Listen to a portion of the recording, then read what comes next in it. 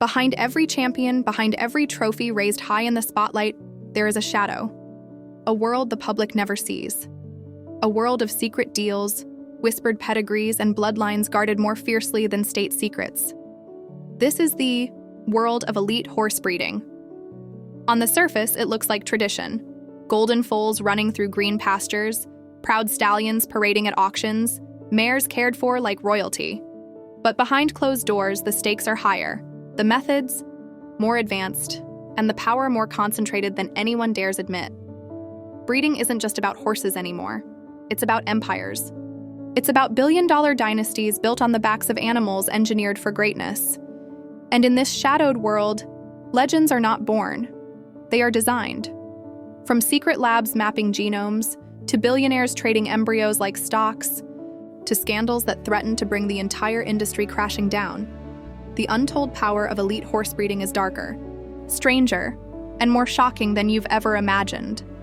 Tonight, we step into the shadows of greatness and reveal the secrets they never wanted you to know.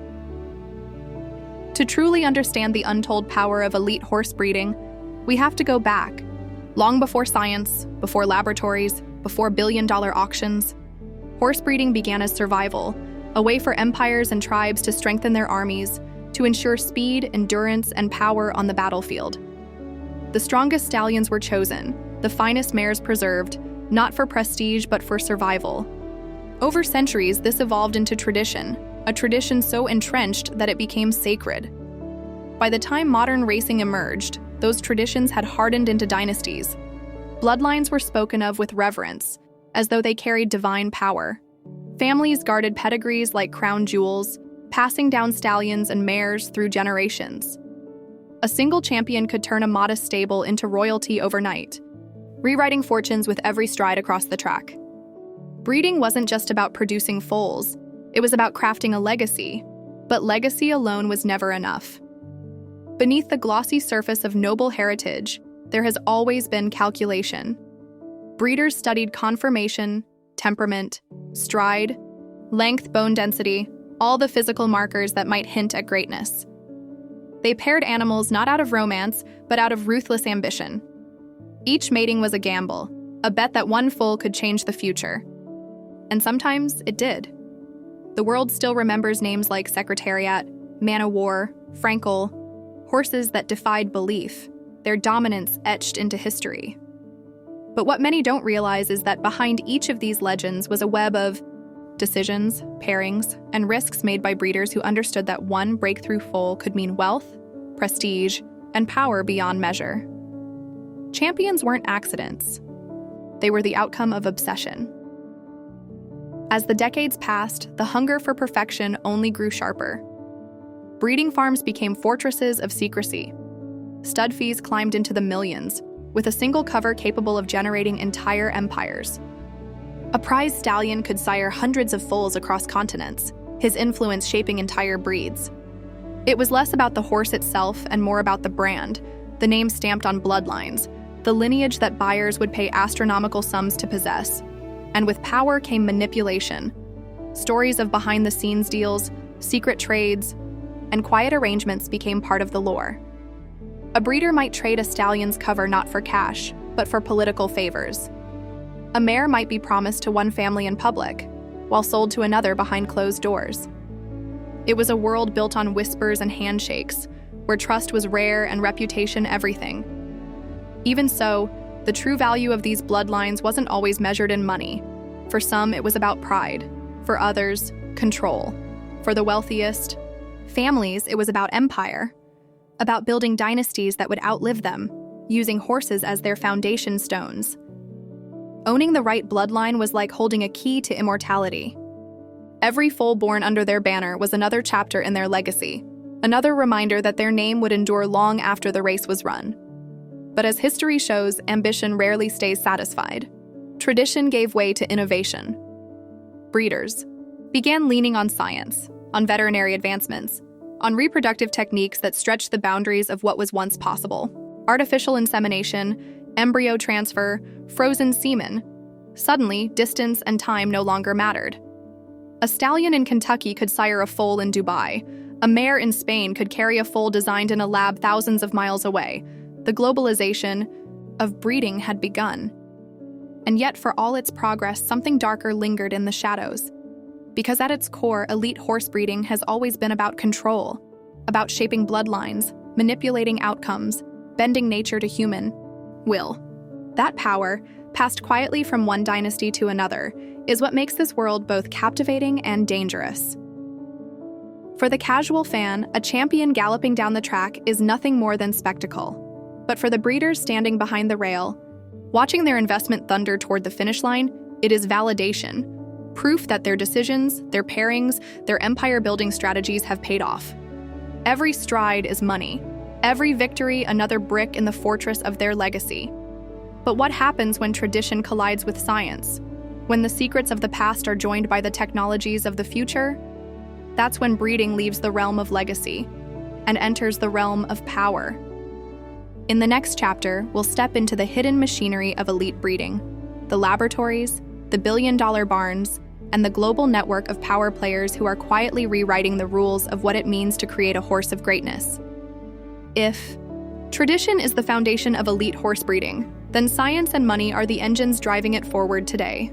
Behind the picturesque images of foals running in open fields lies a hidden machinery, a system of laboratories, billion-dollar barns, and shadowy networks of power that few outsiders ever get to see.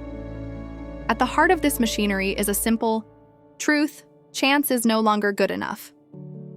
In the old days, breeders crossed their fingers, praying that a champion stallion and a promising mare would produce magic. Sometimes it worked, most times it didn't. But today, breeding has become a calculated science. DNA samples are shipped off to labs where geneticists decode the blueprint of a horse's future. Genes for speed, stamina, bone density, and even temperament are mapped out in dazzling reports that look more like medical dossiers than farm records. Armed with this knowledge, breeders no longer rely on luck. They play God with precision. If a mare's genetic profile shows risk of passing on weakness, she can be paired with a stallion whose code balances it out.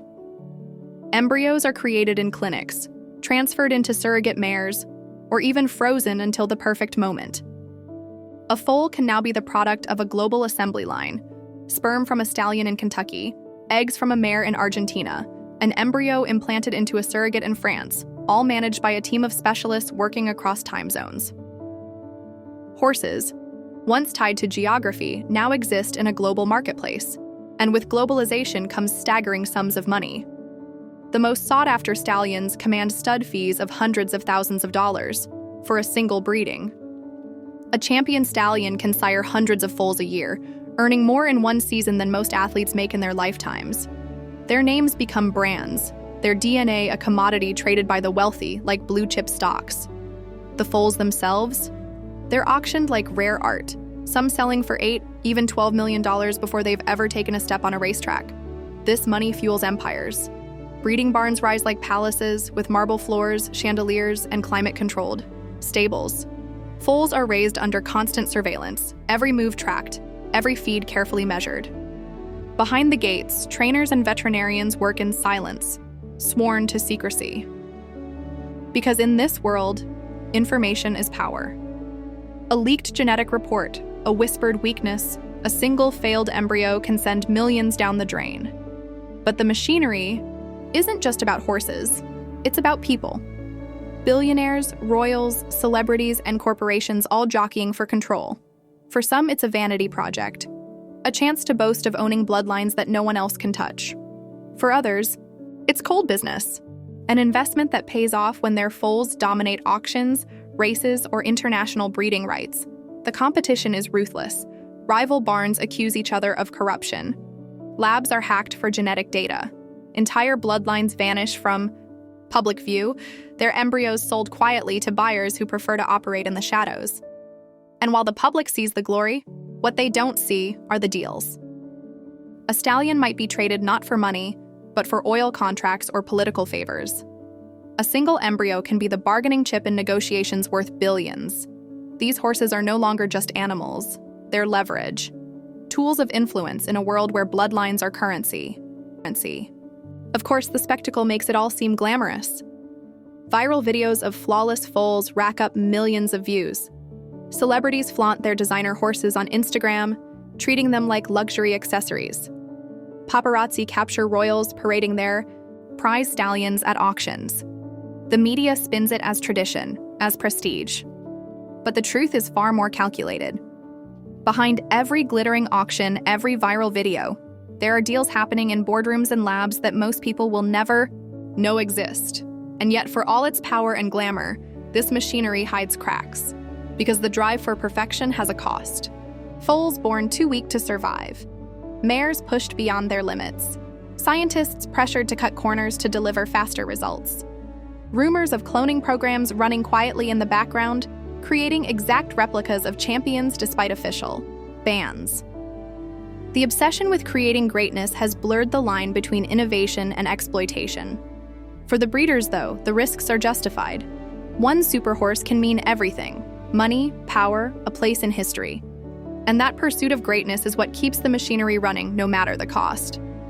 But while the world marvels at the spectacle of elite horses bred for perfection, few stop to ask the question, at what point does the pursuit of greatness become the birth of monsters?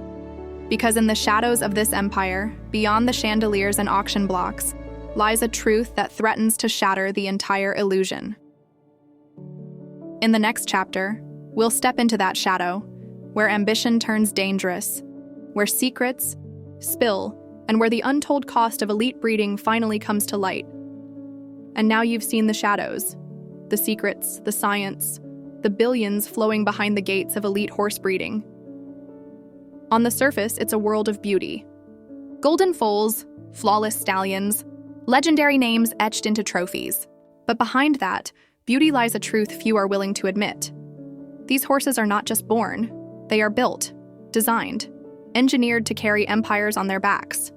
Supporters call it progress. They say it's about healthier bloodlines, fewer diseases, stronger athletes built for the future. To them, it's destiny, the natural evolution of a sport that has always chased perfection. But critics see a darker picture. Mares pushed past their limits, foals treated like experiments, and traditions twisted into business deals. They warn that what's being bred in the shadows is not greatness, but exploitation. The irony is undeniable.